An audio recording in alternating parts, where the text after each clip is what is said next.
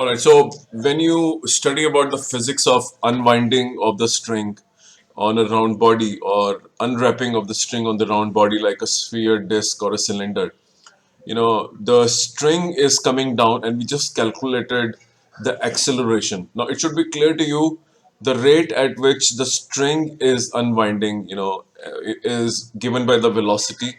So the velocity at which uh, the disc or the cylinder is coming down, or the velocity of the cord, and same holds true for acceleration of the string and acceleration of the cord.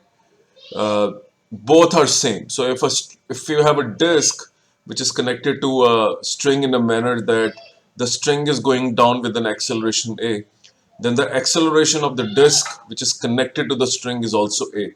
So this aspect should be clear when you're applying Newton's second law on situations which call for unwrapping of the string.